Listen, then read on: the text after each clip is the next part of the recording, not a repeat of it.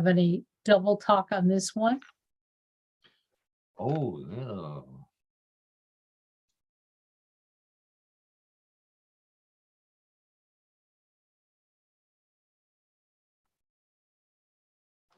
Well, this is Karen with newclevelandradio.net, and it is time for What in the World with Paul Seaburn and his sidekick, John Donalo.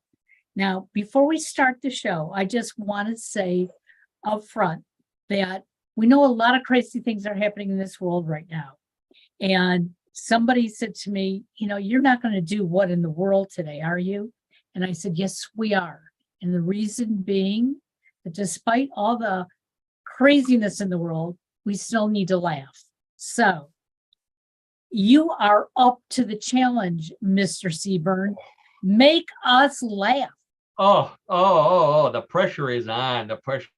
Thank you. Absolutely right. This is, no matter what is happening, you still need to laugh. You still need to have some humor in your life. And hopefully, that's one of the reasons why you come to visit us every week at What in the World, everybody's favorite weird news show. Our motto is real news, sometimes strange, always funny.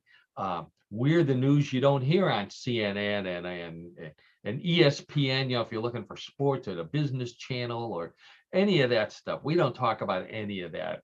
So you're not going to get into that here. You're going to hear about the weird, the unusual stuff from around the country, around the world, maybe even around the universe. Wow.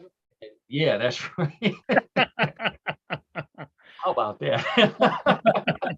We surprise ourselves sometimes. There you go. We do. It's okay. So for those of you listening to the podcast on whatever platform you are listening to us on or watching us on YouTube, I am Paul Seaburn, the host of What in the World. I'm also the editor and head writer at mysteriousuniverse.org. The first voice you heard in your ear was none other than Karen Hale, the media mogul at newclevelandradio.net. She is also our producer and our co-host. You'll hear her piping in every now and then with words of wisdom, words of disbelief. Those are basically her specialties. Also in your ear is my old buddy John Donalo, another co-host, color commentator. He's also the host of our segment, What in the World of Sports. So, hi, John. How are you? Oh, I'm doing well, Paul and Karen, and we're going to have a great show today, I know. John is wearing a Philadelphia Phillies hat, for those of you who are not watching on YouTube. And, we should ask, why aren't you watching on YouTube? But more and more podcasts are moving to YouTube. I want to mention that. I was just reading something before we went on the air, which I think is good. It's a good way to share things. I occasionally have photographs that go with some of the stories. So, if you miss out, I try to describe them as best as I can. I'm not going to describe John other than to say he has a Phillies hat on today. And that's because the Phillies are in the playoffs. The Phillies are one of the teams he supports. We live in the Northeast Ohio area, so we try to support all of the Cleveland teams, the Guardians, the Browns, the Cavaliers, some of the minor teams. We also, some of us support the Buckeyes, some of us support a team in Michigan. That's fine. We don't care. We also adopted the Dallas Wings and in the WNBA, because Cleveland does not have a WNBA team. And I want to give them one last shout out for the season.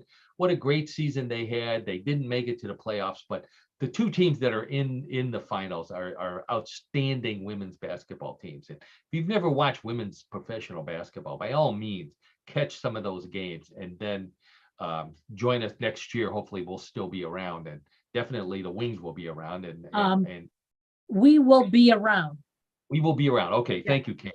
So let's we got all that promotional stuff out of the way. Let's find out what we're talking about today on What in the World. Let's see. Ooh, grasshoppers hooked on marijuana in Colorado. Oh, this is an interesting story here, especially since we have, not that I'm not going to talk about it, but we have an election coming up to legalize marijuana in Ohio. So it's very pertinent for those of you in Ohio. An unusual use for breast milk in Idaho. Now we will keep it clean. There's nothing dirty about it. I'll put air quotes around the dirty, and you'll find out why. Let's see. World record pumpkin. Halloween's coming up. The world record largest pumpkin has been set by a farmer in Minnesota. So we'll take a look at that. World record for the largest house of cards. We'll find out where that's in India. We'll find out about that. If you want $1 million, don't play the lottery. Instead, get yourself a Ring camera for your doorbell. The Ring people are giving away $1 million for anyone who records a space alien. So we're going to get some more information on that. Again, we're in the heart of Amish country in Ohio. Bad news for Amish guys this week. This is an interesting twist of events that happened to some Amish people. Worse news for some airline passengers. Great story that I shared on Facebook this week. Plus more odd news. Some more world records. John's got a great, unusual weird sport for us for his segment.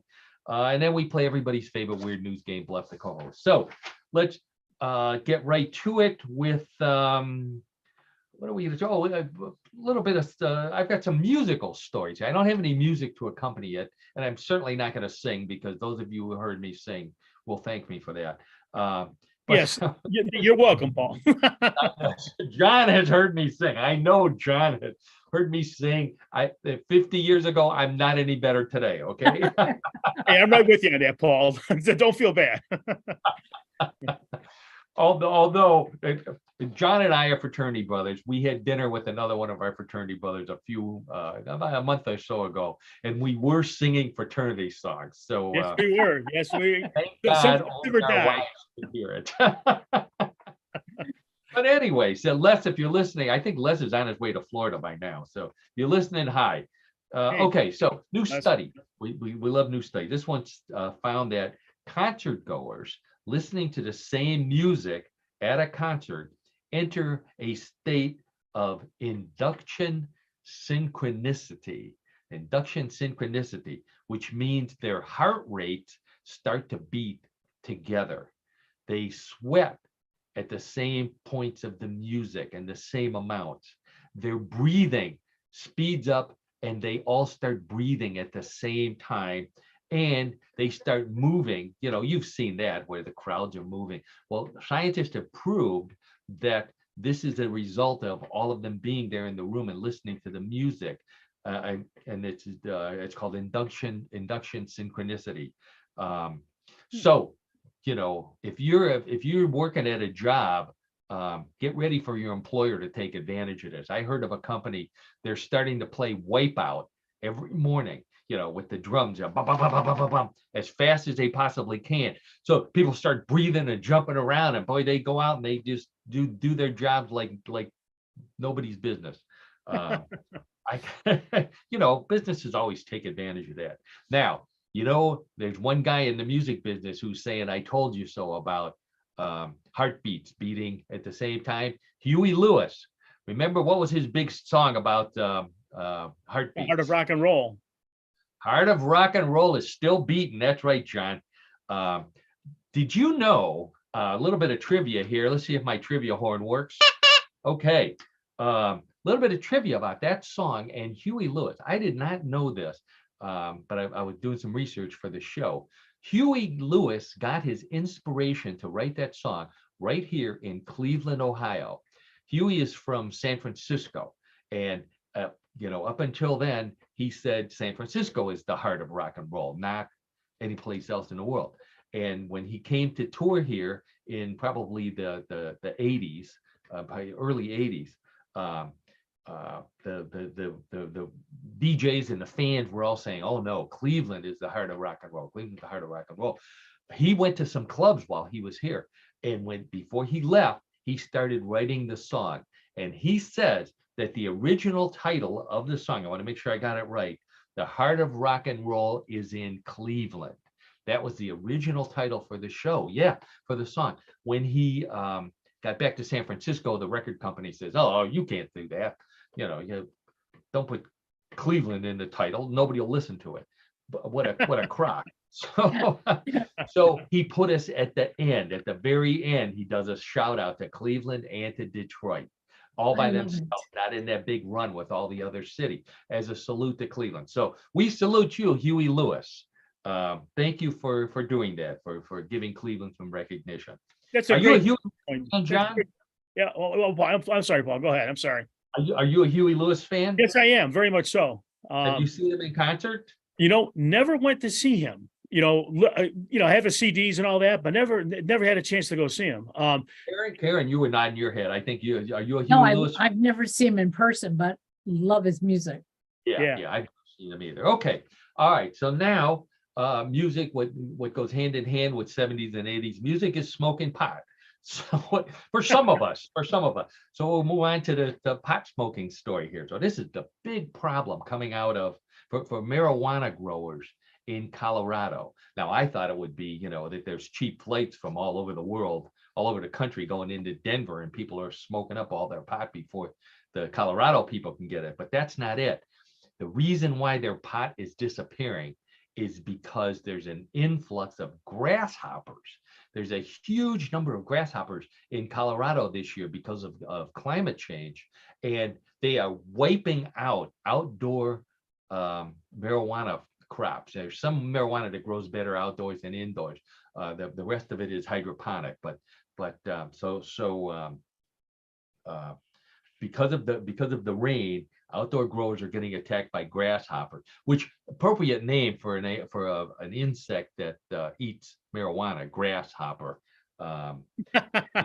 It's appropriate, obviously, right? It is until they fill up their bellies or their thorax or whatever it is that they fill up with marijuana. Then they don't hop quite as much. They just. You think they would be getting high? I had to say it. I'm gonna believe it, John. You know it. They're grass lay-arounders instead of grasshoppers. One farmer claims he lost 1,000 plants in a 3-day period. 1,000 plants. Now, the only time I ever heard when 1,000 plants disappeared over a weekend was during spring break back when we were in college. Now, there you are. Yes, that is true. Who knows what happened? They went up in smoke, as they say. So I didn't know this. 1,000 plants, 1,000 marijuana plants is worth $500,000, $500,000 you would have to pay. So that's what they lost, is $500,000 worth of marijuana. If I was that farmer, the first thing I would do is I'd go out in the field and I'd sweep up all those dead grasshoppers and I'd start selling grasshopper doobies. They're full of pot. Why not? How do you get grasshoppers to stop eating marijuana? How? You tell them Moses is coming. Like the plague. I know. I was. Okay, got it. Yeah, we got that one, Paul. Okay, that's not too bad. I explained it for my own benefit. I forgot what it was. That's fine. So here's the real thing that they're doing. They don't want to use pesticides because then you'll have pesticides on the plants. So they're using chickens and turkeys.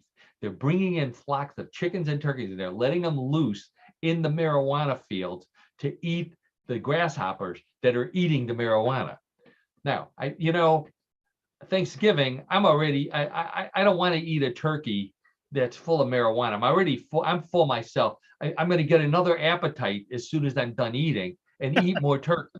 The turkey farmers will be happy, but not me. So is that working? Is that working? How they're doing that? I mean, okay. Oh yeah, it's actually working. Now the chickens are a different story. So they said the chickens are getting high on the pot-filled grasshopper. So now they're demanding that the farmers start playing the Yardbirds while they're out there. Oh. Or maybe Okay. they also another band came out with a new album. Pink Floyd came out with an album just for the chickens called The Cluck Side of the Moon. Okay. Okay. All right. All right. I know that was so believe it or not, they actually did a study on what kind of music chickens like, and chickens prefer classical music, and one style in particular, they prefer Baroque. Chickens prefer Baroque music, or as they like to call it, Barack. All right, touche, Paul, touche. Okay, that's it. Folks, you see how the show's going to be going today. Yeah. So they said this was a legitimate study, which they all are, all the ones that I quote. And they said that the favorite instrument of chickens is the trumpet, because the trumpet sounds the most like chickens.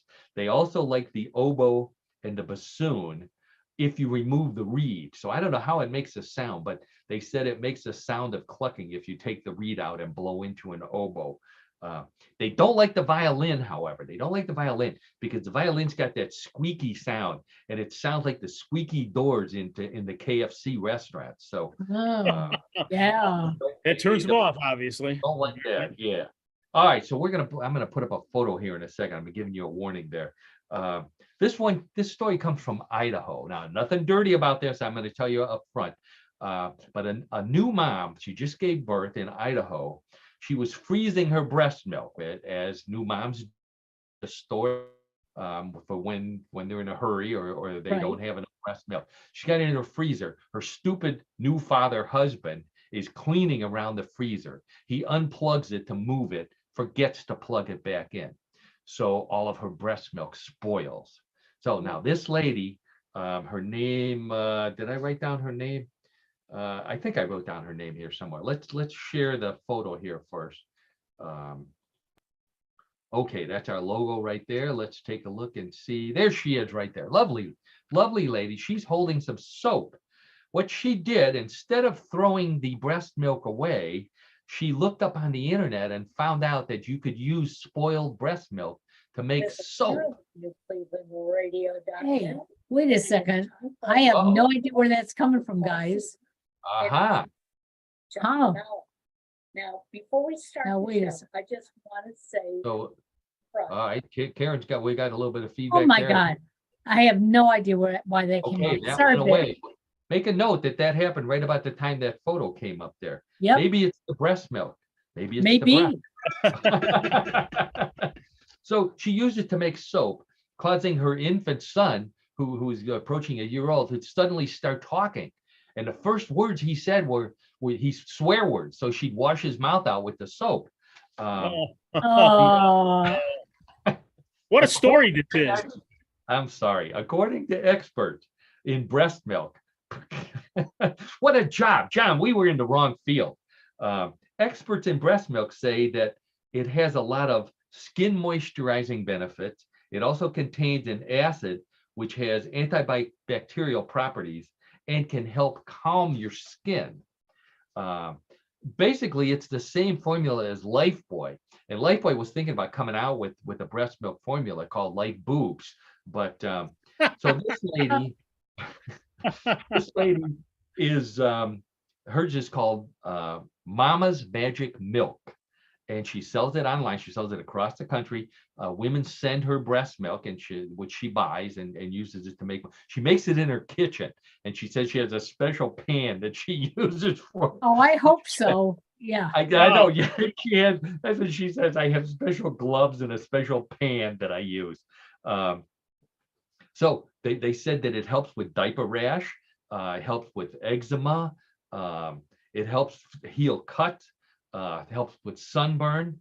And if the baby hates baths, you take that soap and you shove it in their mouth, and it's just like Johnson's, no more tears. Oh, To make it more appealing to men. And of course you would want to do that. The company has already approached her about putting it in wrappers that look like little bras. Oh boy. And, they're going to call it lava. Remember lava, John? oh my, I do remember the yes. lava. You know why Yes. they call it lava? Because lava was the hand soap. Oh, yeah, there you go. Our last breast joke for the story there. Okay. Lava had pumice in it, if you remember. That was the ingredient, right? Pumice. That's right, pumice. Oh, yeah, that's right. That was good stuff. I remember my dad had it. I used it. I don't know if you Yeah, can get it was an industrial soap to really, clean your hands, when you got grease on it and or Oh, grease yeah. on it or whatever. Oh, it Yeah. left your hands in worse shape, though. It was like Very gritty. It was very gritty. Yeah. like a Yeah. brick, like washing your hands with a brick. It was in the form of a brick also, if you remember. Oh, Holy smoke, we're off the tracks here. Well, let's get right back on, get train on. Halloween is coming up. So we got a Halloween story here, kind of a Halloween story. It's about a pumpkin. So horticulture teacher, high school horticulture teacher in Minnesota set a new world record for the world's heaviest pumpkin. I think I got a photo of it here. There it is right there. Take a look at that photo. It's massive. wow. It's up on stage. I'm going to describe it for you. Boy, it weighs 2,749 pounds. Beat the world record by a couple hundred pounds. It is, I think it's like about 12 or 13 feet across, about 3 or 4 feet high. So it is massive. According to the judges, Guinness people, they said you could make at least 687 pies out of it. And Wow. if you carved it into a jack-o'-lantern, a giant jack-o'-lantern, it would scare over 1,000 trick-or-treaters. So Sure. Sure. massive pumpkin. Massive pumpkin. Size of a small car. It's the size of a small car. In fact, John, I don't know if you remember, I had a car that looks something like that back when we were in college. It was a very, I got hit a couple of times, so it was dented on the side, but looked like that. It was. I remember. I do. It looked like this giant pumpkin. We used to call it a Honda Accord. Oh, Oh, Hang on. Well, hang on tight. We got a few more. Okay, so there's our giant pumpkin. I've never seen a pumpkin that big. It's yet, there were hundreds of entries. They had, I don't know if you can see, there's a crane in the back. They actually had to use cranes to lift them up and put them on the scale. This is a big business. They win a prize and money and all kind of good stuff. So, okay, another record from India. So there you go. Thank you, Karen. Yep. Karen circled the crane there for us. So this record comes from India. So this is a guy, 15 years old. His name is Arnav Daga. I don't know what city he's from, but he likes to stack cards, playing cards. That's his hobby. So he spent 14 months, I believe, to make a 40-foot long house of cards. Not just one house, but 4 different structures of cards using 143,000 playing cards, and no tape, no glue. Those are all stacked using nothing but gravity to hold them together. And he has that set a new world record for the world's largest playing card structure. It features 4 buildings from India, from his hometown. Oh, his hometown is Kolkata, India. There's 4, which used to be Calcutta. No, maybe not. That's in another country. Anyway, the 4 buildings are the Writers Building, the Shahid Minar, the Salt Lake Stadium, and St. Paul's Cathedral. Now, I had to look it up. St. Paul's Cathedral is not a Catholic church. I found out because I went to a Catholic church, as did John. And if you're going to build a Catholic church out of cards, you have to use bingo cards. So, or you go to hell. Look at this, Paul. It's unbelievable. Here's another picture of him. Here's another one of the buildings. So here he is stacking the cards. wow. Yeah, it's unbelievable. Dome. The stadium looks like an actual stadium, but the dome. I was very impressed with that dome. How do you get that curve on there? I figured it out. It was 70,000 decks of cards he had to use because there's 52 cards in a deck. So, this was an expensive hobby here. Yeah. Any idea how long it took him to do this? I took it like 14 months. It fell down a couple times. Oh boy. Yeah, it fell down a couple times, and he had to restart certain sections. But wow, amazing. Yeah, I know. It's too much. 15-year-old kid with too much time on his hands. Maybe he did it during COVID. I don't know. Okay, so lost my page here. Okay, now we're always looking for ways to make money on What in the World. So here's a way that we're going to fill you in on. You can make $1 million All you have to do is find a picture like this. Now, this is a picture. This is a picture taken by a Ring camera, those Ring doorbells, of an alien running down the street in front of someone's home.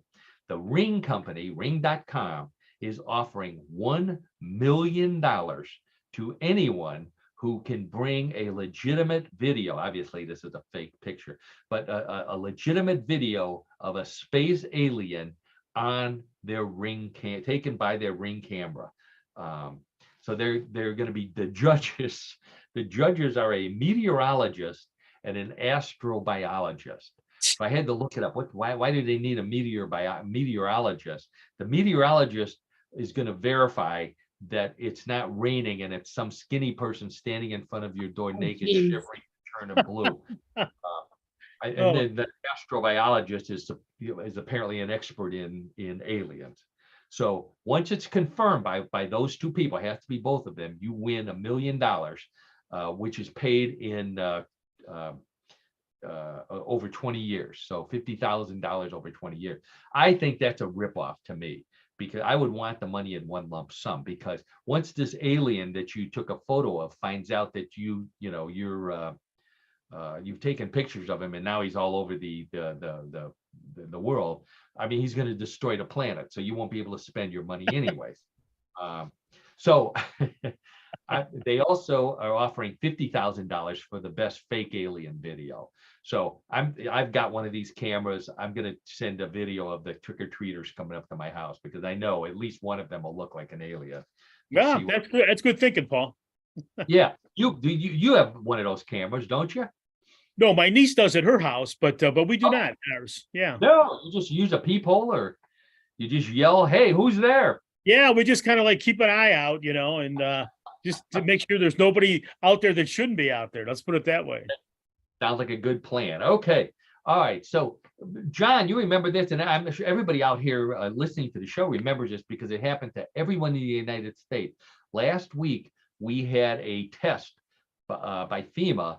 We had a test message, emergency message, sent to our cell phones. I don't remember what day it was. It was like around 2:00 in the afternoon, wasn't it, John?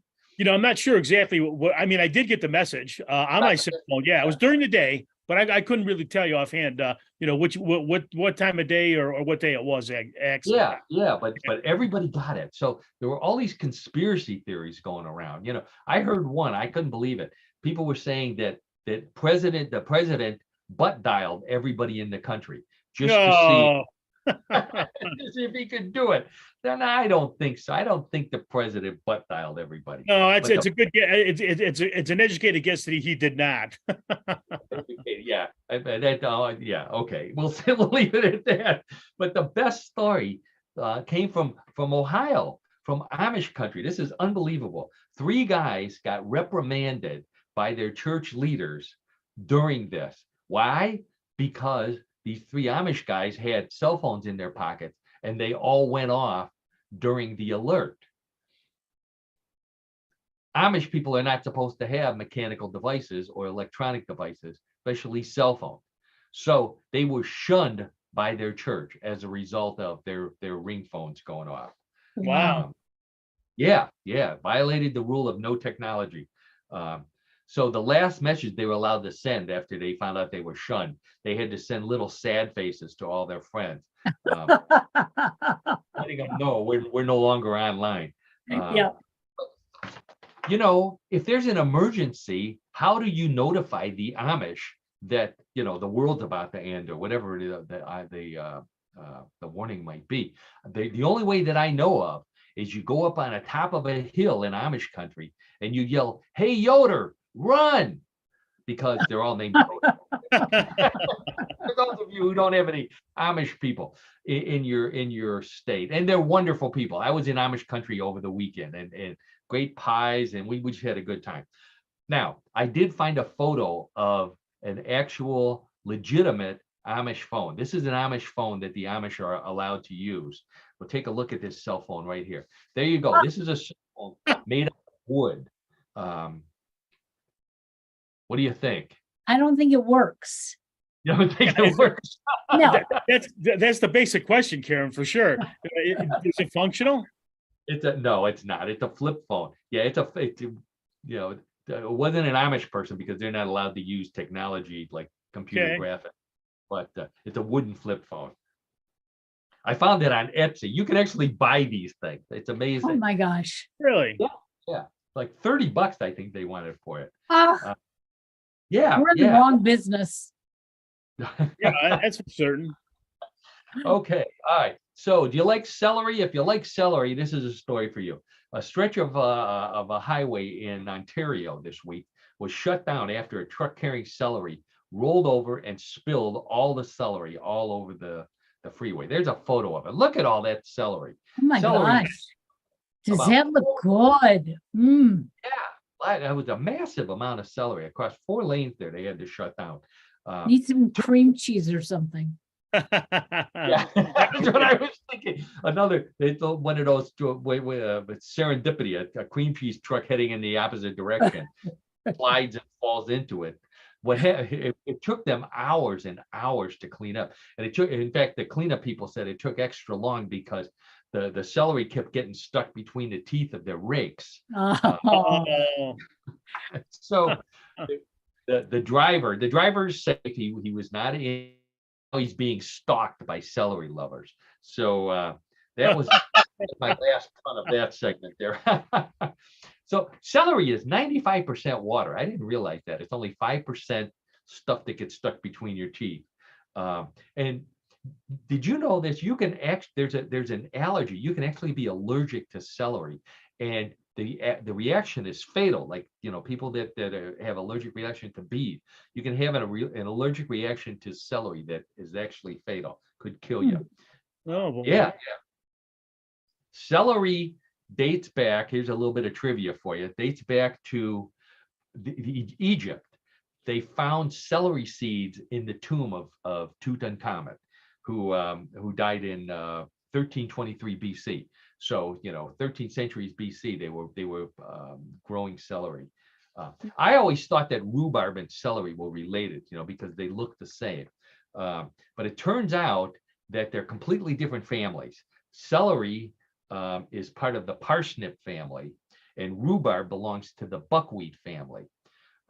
So next time you're eating some rhubarb pie and you think it's really good, you should say, "Oh, Tay." I knew that was coming.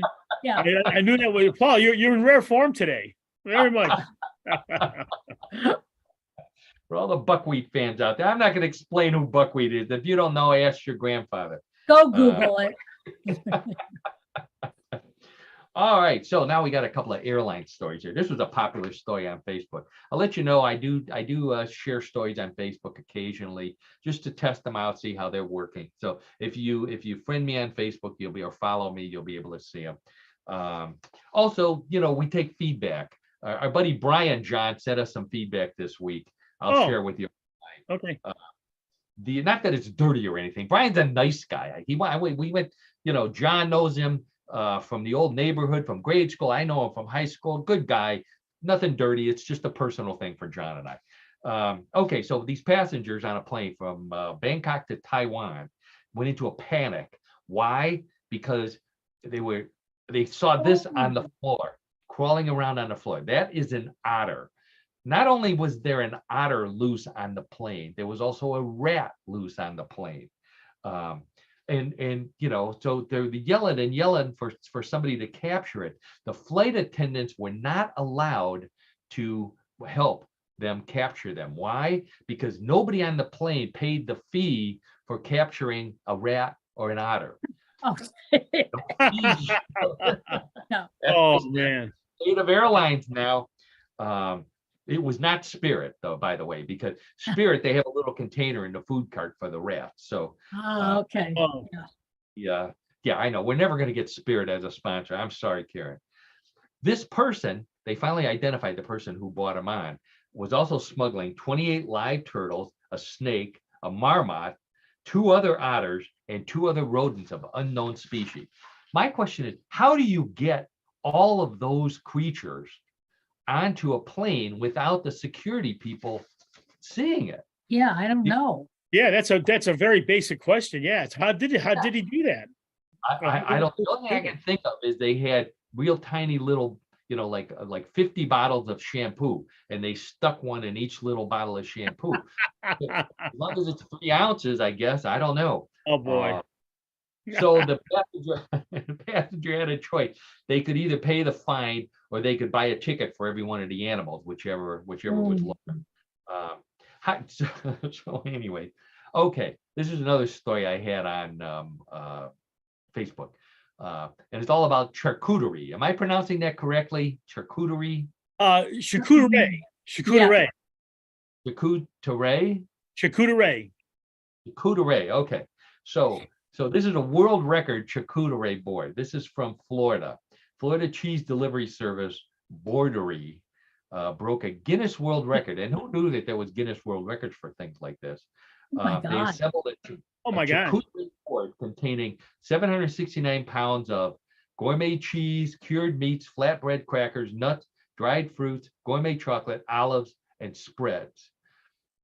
Over almost 800 pounds. It looks like it's maybe 25 feet long by 25 feet wide, a big square. Massive amount of food there, which they donated to a local food bank, by the way. So that was a good act of kindness. Good. Definitely, I agree, John. Definitely, so none of it went to waste. I think many people agreed with me when I said that that's the most nuts, hams, and bologna I've seen in one room since the last presidential debate. And the hits just keep on coming today. My only political statement there. When I was growing up, they were just called cheese boards. You'd put cheese and crackers and grapes on it. Now we got a fancy name. A fancy. Oh, I'm gonna get to it, Karen. Yeah, I'm gonna get to that. So, the charcuterie is a French term. It comes from 2 words: chair, which means flesh, and coute, which means cooked. So that's what it actually, when you say that, that's what it actually stands for. You're serving a cooked flesh on a board. Doesn't so snooty now, does it?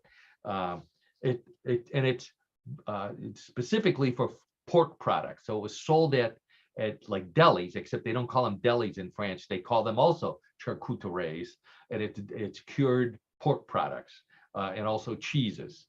But it wasn't until the 1990s that it became popular in the United States, and grocery stores, that wanted to attract a higher clientele than me, buying bologna, selling the charcuterie boards.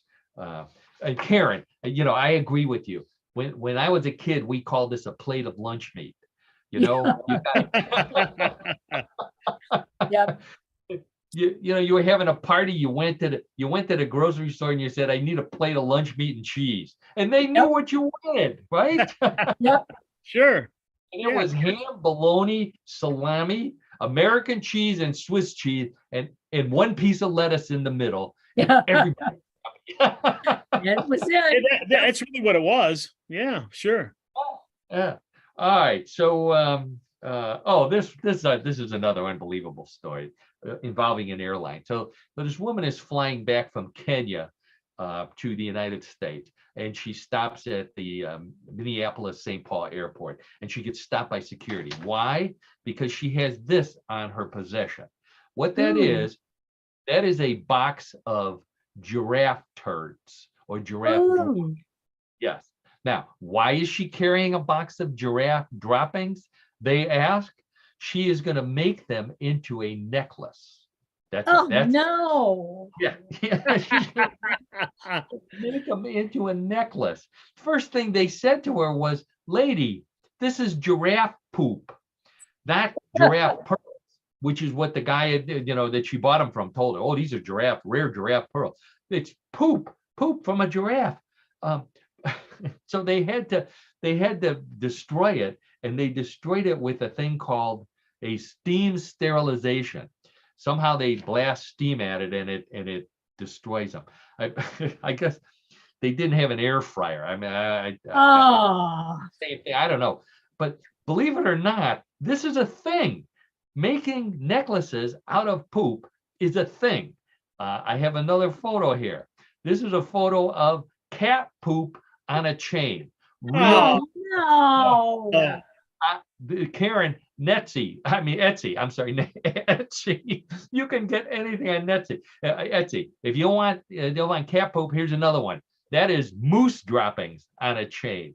So if you're a Going fan from bad to worse. We're going from bad to worse here, Paul and Karen. Oh, wait, I got one more. This one is human poop in a little holder Oh, shaped like a toilet on the end of a chain. Now, I don't know. In Australia, they would also have a little snake in there because they're always finding snake in the toilet. But anyway, so you can buy this actual stuff on Etsy. I don't know how much that was. I didn't even want to know. And don't worry, I'm going to take it off there. oh, So Please do. let's see how we're doing on time here. So if you're going to make a necklace if you're going to make a necklace in the bathroom, experts say don't take a phone in there with you. I'm going to yeah. take a Oh phone boy. in there with Oh you my God. because All right. because it's dangerous now to take a phone into the bathroom. It's according to health experts, this can lead to prolonged sitting on the toilet, which can cause strain and pressure, which can lead to hemorrhoids and other worse conditions that I'm not going to bother telling you about. Thanks for sparing us Thank you. those details.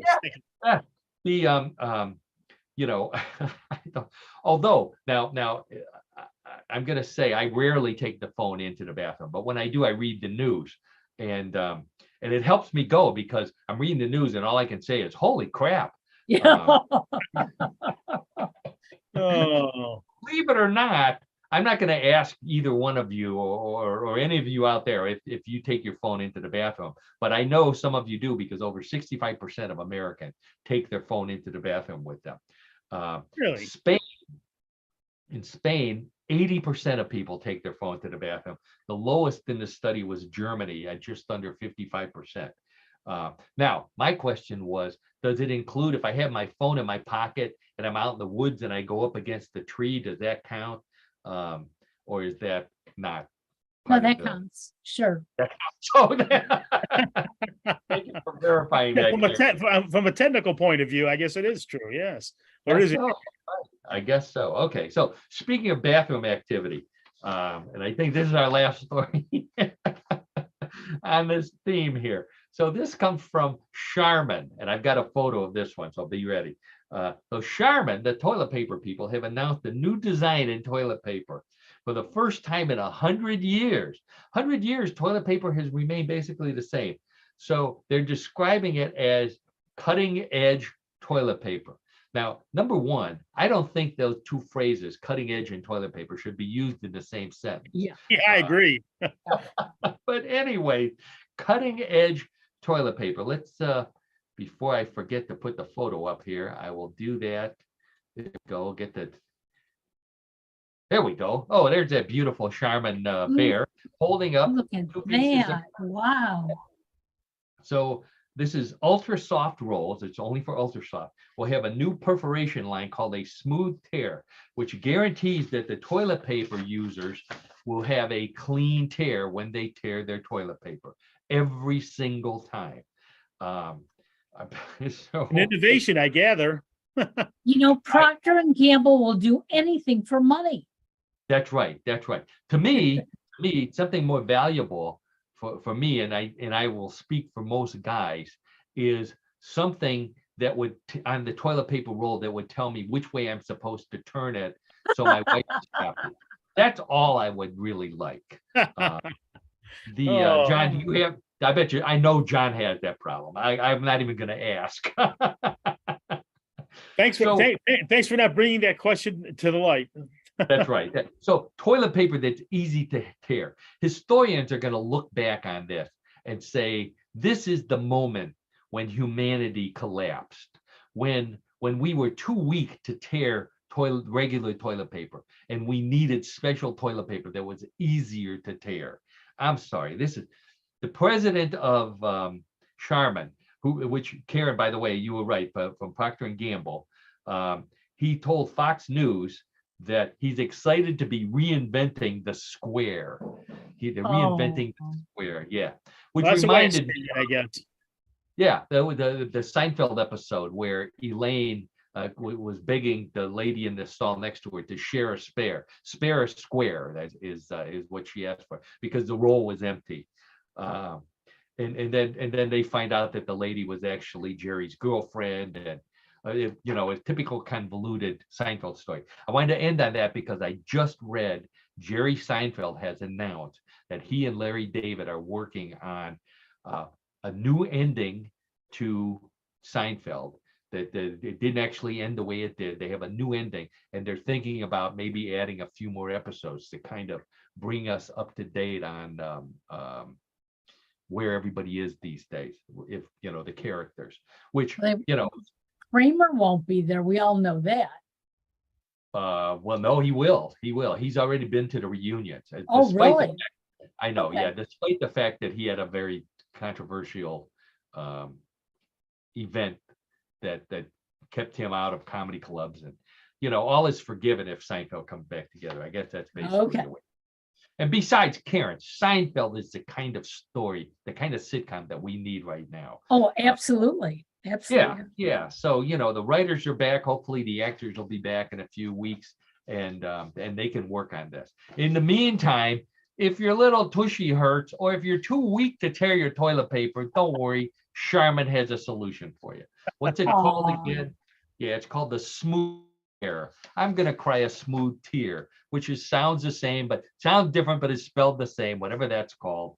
And homonym, is that a homonym, John or Karen? I think that's correct. I think you're right, Paul. Yeah, I think yeah. yes, it is. All right, so we moved up from English lessons to sport with John Donalo, everybody's favorite weird news sportscaster. So every week I ask John to come up with a sport that fits in the theme of weird sports, sometimes strange, always funny. And John always manages to come up with a sport that fits the bill. Sometimes there's sports that we could participate in. Sometimes there's sports that we wish we were owners of the teams. Sometimes there's sports we don't want to have anything to do with. I think I know which one this is.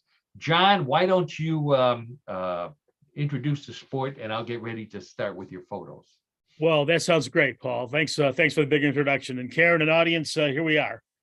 So if skydiving, mountain ironing, street luge, or cheese rolling are sports that are too tame for you, then it's time that you tried yak skiing. Yak You- skiing? You heard that correctly, yak skiing. Okay. Now, yak skiing is truly an extreme sport and a very strange sport for certain. Yak skiing was originated by an enterprising gentleman from Tibet. His name is Peter Dorje. He lives in the Indian village of Manali, where he is a yak rancher. While this is a good business in the warm months, Peter was looking for a side gig in the winter. One day, while gazing at the village's steep, snow-covered hill, he came up with the idea for the sport of yak skiing. Now, here's a couple of yaks on a snow-covered hill. That doesn't Okay. make me come up with yak skiing, and yet this guy, that's his idea. Now, before anyone gets upset, no yaks were harmed in yak skiing. In fact, the yaks end up with the exercise and a full belly. It's the tourists who are in real danger while yak skiing. Let me explain. Each day during the Tibetan winter, Peter takes up to 5 visitors and a herd of hungry yaks into the surrounding hills to camp outdoors for the night. But here's a guy leading yaks up the hill, so we can. Okay. You don't even have to use your imagination here. For those of you watching on YouTube, couple of yak ranchers hauling their yaks up the hill, if you know what I mean.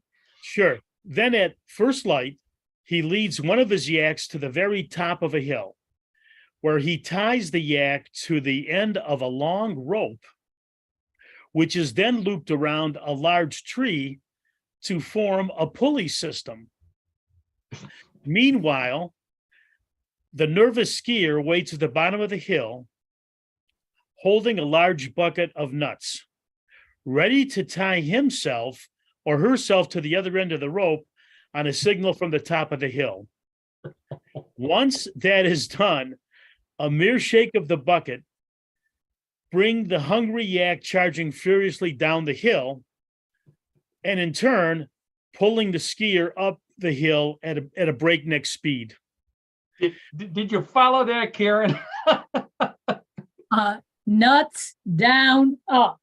It's a good way to summarize it, Karen. Very good, very good. So again, Dorje has a disclaimer here. Okay, he has only one piece of advice when it comes to the sport: never shake the bucket of nuts before you are securely tied to the yak rope. Any panicked thrill seeker who does that will be confronted with a half-ton of disgruntled yak heading straight for them with no way to escape. Kind of like this photo here. This looks like a bunch of yaks that just heard the bucket shake and they're running down. They're on their way. That's right. Now, if you have some yaks and a hill and want to try this for yourself, Dorje has developed a foolproof way to tame the huge beasts. Although the yak's regular diet is moss, grass, and lichen, the yaks are extremely partial to chocolate. And what he does, he buys the chocolate from a bakery at the northern end of the town and says that if you spike the nuts with chocolate, the yaks will not charge after you. I wonder what kind of candy bar yaks like. What? All I know is it's chocolate. It is chocolate. Yeah. Kit Kat, no, I wasn't able to. My research did not lend itself to knowing exactly what type of chocolate it was. Now, in closing, it's hard to believe that there is no alcohol involved in the sport of yak skiing. Well, and maybe that's because there are no yaks either in America or England. Oh, that's right. Yeah. So where are yaks from? Tibet. Tibet. Okay. Yeah, that's there's your mind. You can tell in Tibet they can't afford really good cameras. A lot of these cameras photos are pretty blurred. It's not because Bigfoot's in the background. It's cold, and they just so it's hard to find good photos of yak skiing. But we the best we can here. I think I've got one more. Okay, this is a yak waiting. He's waiting for that bucket to shake. Would you looking at that face, that beautiful yak face, would you shake a bucket of chocolate while tied to a rope, hoping that it's going to bring you up the hill and not run over you? No, I don't. No, I'm certain I wouldn't. That's clear. That is clear. This is it's like a buffalo. It looks like a buffalo with even bigger horns. Yeah. Sure. What a strange sport, John, as always. Yes, it is. It truly is a strange sport. It really is. There's no federation, right? What? Do they have a federation for it? No, Karen, that's a great question. I was looking to see if there was an association, a federation, or a committee or something along those lines, but we have found nothing that's formalized that way. In fact, It seems that this Peter Dorje is an army of one. I think he's the only person that has attempted this sport. Okay, well, got to be a first one. So yeah, Yes, right. yeah, There you go. What do you think? Do you think we could bring this to the United States? Yak racing? I don't know. This one is not getting off the ground or up the hill. Well, John, I beg to differ. I don't know if you remember this, but we went to college in Cleveland, Ohio, and during the winter, I think there were a few hills where we lived, where we went to school. And I remember one time I challenged you to a game of yak skiing. Do you remember that? No, you have to refresh my memory, and if you have a photo, that'll be great. Oh, of course I have a photo. So I challenged John to a game of yak skiing, and I explained it to John, and John says, "I'll do it, but only if I can pick my own yak." So I thought, sure, why not, John? You can pick your own yak. So John left, and he came back a little while later, and this is the yak he picked.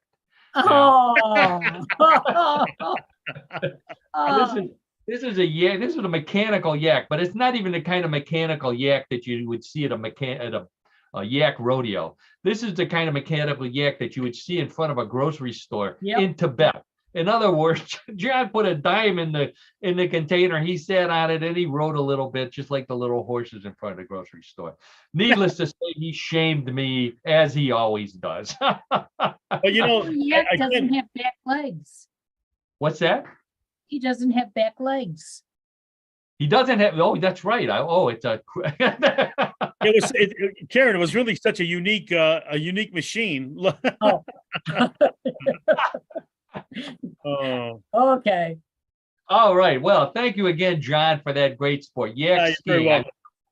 We'll remember that. That one will go down in the annals of great What in the World of Sports segments there. Absolutely. So, yeah, how about okay, well, we've reached the end of John's segment on sports. So that means it's time for Bluff the co-host, everybody's favorite weird news game. I've got 3 stories here. The story similar to the ones I've been telling, those were real. These stories may be real, maybe a bluff. And it's up to John and Karen and all of you playing at home, either in your ear or watching us on YouTube, to decide. I don't have any photos. Wagering is allowed, so place your bets. John and Karen, put your hands on the buzzer. I don't have a theme to these stories. They're just plain random stories. So let's see Okay. how you do. I need to win the jackpot today, so let's do it. Okay. Oh, wow. There's a challenge to you, John. John won last week. So Okay. All All right. members of Generation Z are not wearing cowboy boots like previous generations did, and it's hurting sales in Texas and in other boot-wearing states. That's why Justin Boots, a leading maker of the traditional cowboy boot, is coming out with a new line of cowboy flip-flops for the casual Gen Z customer. Unlike regular flip-flops, the cowboy flip-flops will be made of leather and have a heel. To look more like boots, they will have a lightweight wraparound upper that goes up the calf and has room for traditional cowboy boot designs, metal studs, and even corporate logos. Justin Boots hopes the cowboy flip-flops will bring in a new generation of customers, as well as appeal to older cowboys and cowgirls whose feet are getting too hot as the temperature goes up. Okay, so the boot company in Texas that's coming out with cowboy boot flip-flops. What do you say? We'll go to Karen first. Karen, real or bluff? You know, my son lives in Texas. He doesn't have a cowboy belt or cowboy boots yet, or cowboy hat. Ooh. Now we have to think about cowboy flip-flops, huh? I'm just gonna say it's true because it's so weird. Oh, that's a strategy that works often. Okay, so Karen says that cowboy flip-flops are real because it's so weird. John, how about you? You know, on first blush, it sounded preposterous, but the more I think of it, anything's possible these days. And so in that category, or using that kind of logic, I'm going to say it's a real story. I'll agree with Karen on this one. Oh, you both used very similar logic. I was afraid John was going to pick up a pair of cowboy flip-flops and say, I already know, I got them. Here it is. Here's proof. Here's proof. Oh, yeah. Yeah. Okay, so John and Karen both say that's a real story. Gen Zers want cowboy flip-flops. Let's check with the judges, and the judges say, we're sorry, that's a fake story. There's no such Oh thing. my God. No, Never know, though. Okay, maybe it's fake. No, maybe it's not true now, but maybe it's going to be the origin or the motivation for someone You to. got it. It will be. That's right, and we want to cut. If you're listening Yeah, out we there, want some of the royalties then, right? Exactly. Yeah. okay, well, that means the score is still tied 0-0. So let's get to story number 2. Hands on the buzzers. Lady Gaga wore a meat dress for the MTV Music Awards a few years ago, but a fashion model in India has managed to top that with a dress that is a plastic aquarium filled with water and live fish. The model walked down a runway of a show wearing the fish dress, which was created by a top Indian designer, and managed to make it to the end, turn around, and walk back without spilling a drop or losing any fish. No fish were harmed in the making or showing of the dress, and it will actually be available to the public. There's no word on whether Lady Gaga wants it or is sticking to red meat? Okay, John, we'll go with you first. A dress made out of an aquarium, or a dress that is an aquarium that appeared at a fashion show in India and is for sale. Real or bluff? I'm going to say it's real. I mean, the fashion world is very wide, all kind of things happening in it. And if it's not true now, it eventually will be true and someone else will do it. So I'm going to say it's a real story. Again, I was afraid John was going to hold one up. Oh, don't have one. Don't have one. For my lovely wife for her birthday. We don't have one. Okay, so John says it's real. Karen, how about you? Real or bluff? You know, I think it's real because a lot of the things that you see on the runway really only happen on the runway. So I'm going to say true. Wow. Okay, so both of our contestants say it's true. Out there, decide what you think, and I'll check with the judges, and the judges say, congratulations, that's a real story. All right, way to go. Okay. All right. Paul, Google it. as I say, or if you have a chance for maybe one of our next show is, Well, you I'll know, show a photo next week. Yeah. All right. Yeah. Okay, so that means the score is tied 1-1. Points are doubled in round number 3, so anybody can pull away here. Let's get right to the story. The little store on the corner in your neighborhood is called a convenience store because it's convenient to get to. The store in China is called an inconvenience store because it is the world's hardest store to get to. It is located on a cliff and was once a shack used as a rest stop by mountain climbers. But after they installed handrails, ladders, and cables to make the climb easier, so many people were stopping there that the owner decided to cash in and turn it into an inconvenience store, selling bottled water, juice boxes, soda, candy, cookies, beef jerky, and even moon pies. There's no beer, lunch meat, or lottery tickets, but the owner says business is booming as more people make the 400-foot climb to the world's most inconvenient store. All right, a store, inconvenience store built on the side of a cliff that people are going to. What do you say, Karen? Real or bluff? Well, I'm just trying to figure out how you get the candy and the water there, like. Oh, maybe a pulley. Maybe somebody puts it in a backpack and carries it up to them. Yeah, well, maybe. Yeah, I don't know. I'm going to say this is the bluff. Oh, okay. Karen says it's a bluff. I'm going to guess you wouldn't be shopping there. No, I don't like heights.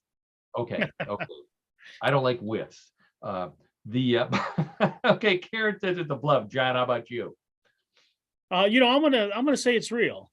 I can see from the idea that people like challenges, and it would be something that a person could put on their bucket list, so to speak, and say, I went to the most inconvenient store in the world and it's only 400 feet up the hill. So I'm going to say in that vein of thinking, I'm going to say it's real. Okay, all right. So John says it's real. Karen says it's a bluff. Let's check with the judges, and the judges say the inconvenience store is real. Congratulations, John. Bad news for 3 weeks in a row. Yeah, like I'm roll here. Yeah, right. It's awesome. We'll pass the hat amongst the audience to make up for you not getting a prize this week. John, of course, yours is in the mail. Well, if you're all listening out there, my husband decided to get a new car. We're going to pick it up tonight. So, if you want to make donations, our hands are out. Wow. No. So, Is it a Honda Accord? is that what? No, but it's a hybrid. So we're going in the right direction. Oh, good luck. Half car, half alien, I guess. That's anyway, I'm getting ready. But by the way, for those of you listening, I'm going to be speaking at a UFO convention this weekend, the MUFON Ohio convention down in Belleville. Tickets are still available, apparently. So if you want to come by and hear, I will be talking about hybrid aliens, as a matter of fact. That's one of the stories. Oh, all right. why I thought of it. But anyways, okay. Well, that means we've reached the end of another great episode of, if I do say so myself, of What in the World, everybody's favorite weird news show. I hope we've lived up to our motto: real news, sometimes strange, always funny. I want to thank Karen Hale, our media mogul, the owner of newclevelandradio.net, our platform, all around great person, great co-host. Thank you, Karen, for everything you do for us, despite how little we pay you. The the go to newclevelandradio.net, that tells you how to download, how and where to download our show, and also all the other great podcasts. In fact, Karen has a new podcast starting up tomorrow on Wednesday on how to deal with the world as it is today. As she mentioned up front. And it's open to the public. Open to the public, that's right. Yeah. So by all means, join in on that. And again, take a look at, she's got just a wide variety of podcasts to listen to watch on YouTube. And then, as always, I thank my old friend John Dinallo for all he does for the show, color commentary, laugh at my bad jokes, great sports as always. John, thanks again for joining us, and I hope you have a great weekend.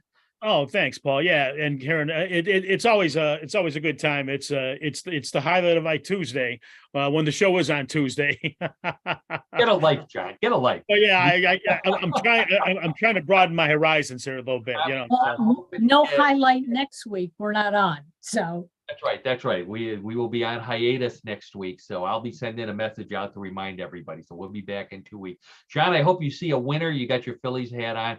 I hope that all the Browns fans see a winner this weekend. And otherwise, have a great weekend.